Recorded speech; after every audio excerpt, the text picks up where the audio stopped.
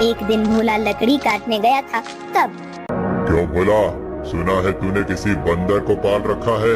अरे खुद का पेट तो तुझसे भरता नहीं, अब उस बंदर को क्या खिलाएगा? वो वही बंदर है कलुआ, जिसकी माँ के तुम हत्यारे हो। मैंने तुम्हें कहा था कि उस पेड़ पर उस बंदरिया का घर है, फिर भी तुमने वो पेड़ काट दिया। वो बंदरिया पेड़ से गिरकर मर गई, इसीलिए मुझे इंसानियत के नाते उस बंदर को अपने साथ ले जाना पड़ा। अगर मैं उसे नहीं ले जाता तो इस जंगल में ऐसे ही उसकी मौत हो जाती। हाँ तो तू बड़ा दयावान है ना, सारी दुनिया की इंसानियत और अच्छाई एक तुझ में ही भरी हुई है ना। कलुआ, मेरी तुमसे विनती है कि आगे से तुम कोई भी पेड़ काटते समय थोड़ा ध्यान दो कि किसी जानवर पंछी का घर न टूटे। ए भोला, मैंने पहले भी एक बार तुझसे कहा था कि तू मुझे मत सिखा। जब तूने कुल्हाड़ी हाथ में लेना सीखा था ना, उसके कई साल पहले से मैं लकड़ी काट रहा हूँ। तू कौन होता है मुझे सिखाने वाला? रुक, तुझे अभी मजा चखाता हूँ। ऐसा कहकर कलुआ ने भोला को पीटना शुरू कर दिया। उसे पीटने के बाद भोला को उसने चेतावनी भी दी कि आगे से अगर वो इस गांव में लकड़ी काटने के लिए आएगा तो उसे अपनी जान से हाथ धोना पड़ेगा। बेचारा भोला घर आ गया और बंदर से बात करने लगा। चलो दोस्त, अब इस गांव से हमारा दाना पानी उठ गया है।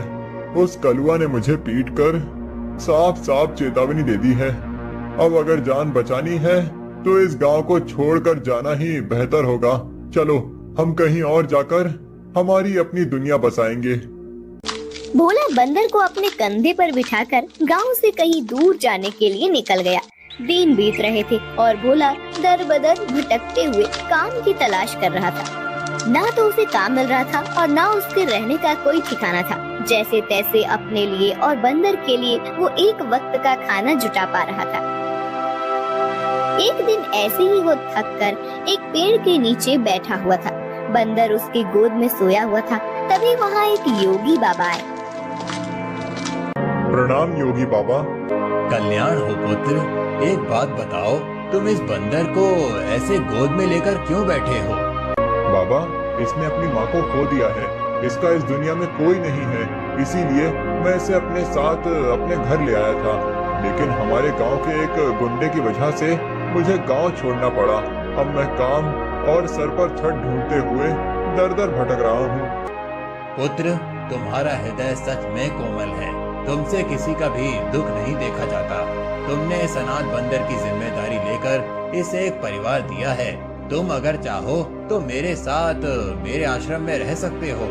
मेरे आश्रम में मेरे कुछ शिष्य रहते हैं और कई बार कितने साधु भी आते हैं।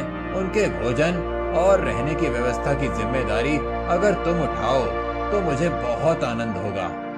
ये तो मेरी खुशनसीबी है बाबा। मुझे आपके साथ रहने में सचमुच खुशी होगी। लेकिन बाबा, मेरा ये बंदर भी मेरे साथ आएगा। मैं इसे कहीं नहीं छोड़ सकता। हाँ पुत्र, तुम इसके साथ आ सकते हो। भोला बाबा के साथ उनके आश्रम चला गया। भोला अब योगी बाबा के आश्रम में सफाई, भोजन व्यवस्था, हवन की सामग्री ले आना, बाबा जी के शिष्यों की सहायता करना, ऐसे सारे काम करने लगा। भोला का बंदर हमेशा उसके साथ रहता था। योगी बाबा भोला का काम और उसकी काम के प्रति निष्ठा देखकर खुश थे। बाबा हमेशा अपने बाकी शिष्य और साधुओं से भोला की तारीफ करते थे। बाबा जी का एक शिष्य था मानिक, जो भोला की तारीफ से बहुत जलता था। उसे लगता था कि भोला तो एक साधारण लड़का है, फिर भी बाबा जी उसकी बड़ी तारीफ करते हैं। जबकि मैं इतनी पढ़ाई करता हूँ, वेद पाठ करता हूँ, फिर भी बाबा जी को मेरी कोई अहमियत नहीं है। एक दिन तर आया और उसने मानिक के फल खा लिए। अरे अरे, ये क्या? अरे संभालो तुम्हारे इस बंदर को। पूरे आश्रम को सर पर उठाकर रखा है। ये बंदर मेरे फल खा गया। भोला, अभी के अभी इस बंदर को भगाओ इस आश्रम से, नहीं तो मैं योगी बाबा से इसकी शिकायत करूंगा। मानिक भैया, मैं आपसे माफी मांगता हूँ और आपके लिए और फल लेकर आता हूँ, लेकिन मेरे इस भाई को मैं अपने से अलग नहीं कर सकता। मानिक को भोला पर बहुत गुस्सा आया। उसने योगी बाबा से भोला की शिकायत की, लेकिन बाबा जी ने भोला का पक्ष लेकर मानिक को ही सुना दिया और ध्यान मग्न हो गए। आज तो हद हो गई। इसकी वजह से गुरु जी ने मुझे डांटा। इसका कुछ करना ही पड़ेगा, लेकिन इस तरह कि मेरा नाम कहीं ना जाए और इसकी छुट्टी हो जाए। कुछ दिन के बाद योगी बाबा को उस गांव के राजा ने अपने राजमहल में आने का आमंत्रण दिया। योगी बाबा अपने शिष्यों के साथ भोला को लेकर राजमहल चले गए। राजा ने उनकी बड़ी आओ भगत की। 2 दिन राजमहल में रहने के बाद सब आश्रम लौट गए। फिर 2 दिन के बाद राजा अपने कुछ दास और प्रधान के साथ आश्रम आए। क्षमा करें बाबूजी, यहाँ आकर आपको कष्ट दे रहा हूँ, लेकिन बात ही ऐसी है कि मुझे स्वयं आपकी भेंट लेने आना पड़ा। कोई बात नहीं, आपके आने का कारण बताइए। समझ नहीं आ रहा कैसे कहूँ बाबूजी, 2 दिनों से हमारी महारानी का नवलखा हार कहीं गुम हो गया है। समझ नहीं आ रहा कि कहाँ गायब हो गया। साफ साफ बताइए कि आप क्या कहना चाहते हैं। क्या हमारे जाने के बाद से वो हार गुम हुआ है? सच कहूँ तो हाँ। मतलब हम में से किसी ने वो हार चुराया है, ऐसा कहना है आपका? नहीं बाबूजी, मैं आप पर शक करने का पाप नहीं कर सकता, लेकिन महारानी की वजह से मुझे यहाँ पर आना पड़ा। महाराज, आपके यहाँ आने की वजह से मुझे कोई आपत्ति नहीं हुई, लेकिन मैं अपने सारे शिष्यों को अच्छे से जानता हूँ। मेरे शिष्यों में से कोई भी चोरी जैसा पाप नहीं कर सकता। फिर भी अगर आपको तसल्ली ना हो तो आप सबकी तलाश ले सकते हैं। राजा के साथ आए हुए दासों ने सबकी तलाशी ली। तब उन्हें भोला की झोली में वो 9 लाख हार छुपाया हुआ मिला। वो भोला को पकड़कर ले गए। छोड़ो मुझे, मैंने कुछ नहीं किया है। बाबूजी, मैं सच कह रहा हूँ, मैंने चोरी नहीं की। भोला, तुमने चोरी की है? मैं सोच भी नहीं सकता था कि तुम इतनी गिरी हुई हरकत कर सकते हो। नहीं नहीं मालिक भैया, मैं सच कह रहा हूँ, मैंने कुछ नहीं किया। मैंने उस हार को देखा भी नहीं था। बाबूजी, ये लड़का रंगे हाथों पकड़ा गया है। अब मैं कुछ नहीं कर सकता। मुझे इसे सजा दिलाने के लिए महल लेकर जाना होगा। बाबूजी, मुझे बचा लीजिए, मैंने सच में कुछ नहीं किया। आप मुझे जानते हैं, मैं चोरी के बारे में सोच भी नहीं सकता। बुरे से बुरे वक्त में भी मैंने चोरी नहीं की, तो अब क्या करूँगा? मेरा विश्वास कीजिए। राजा के दास भोला को ले जाने लगे। तभी उनके पीछे से आवाज आई, रुकिए, मेरे भाई ने चोरी नहीं की है। सबने पीछे मुड़कर देखा। भोला का बंदर पीछे खड़ा होकर बोल रहा था, महाराज, मेरे भाई ने चोरी नहीं की है।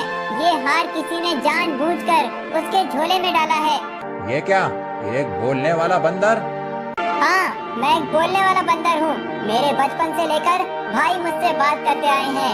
ये रोज मुझसे ढेर सारी बातें करते हैं। उन्हें बोलते हुए देख और उनकी बातें सुनकर ही मैंने बोलना सीखा है। मैं दावे के साथ कह सकता हूँ, मेरे भाई ने चोरी नहीं की है। अच्छा, तो तुम दावे के साथ कह रहे हो, तो तुम्हें ये भी पता होगा कि ये हार जानबूझकर इसकी झोली में किसने डाला? हाँ, मुझे पता है। इस माड़िक ने मेरे भाई के झोले में वो हार डाल दिया था। क्या तुम सच बोल रहे हो? नहीं नहीं बाबूजी, ये झूठ बोल रहा है। मैंने सच में चोरी नहीं की है। तुम्हारी लड़खड़ाती हुई जुबान ने सब सच कह दिया है माड़िक। मैं कभी सोच ही नहीं सकता था कि तुम ऐसा करोगे। सच सच बताओ, तुमने चोरी क्यों की?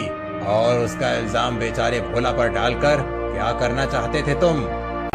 मानिक ने अपनी जलन के बारे में सब सच सच बाबा जी को बता दिया। महारानी के हार की चोरी के जुर्म में मानिक को पकड़ लिया गया। फिर भोला, तुम्हारा ये बंदर सच में बड़े काम का है। ये हमारे राज्य की बड़ी मदद कर सकता है। मैं चाहता हूँ कि तुम इसके साथ हमारे राज्य के गुप्तचर बन जाओ और हमारे शत्रुओं की गतिविधियों पर नजर रखो। इस बंदर पर किसी को शक नहीं होगा और तुम आसानी से सब पर नजर रख पाओगे। इस काम के बदले में तुम्हें बहुत धन दिया जाएगा। राजा जी की बात भोला को सही लगी। योगी जी ने उसमें हामी भरी। भोला अब राज्य का पहला ऐसा गुप्तचर बन गया जिसका साथी एक बंदर था।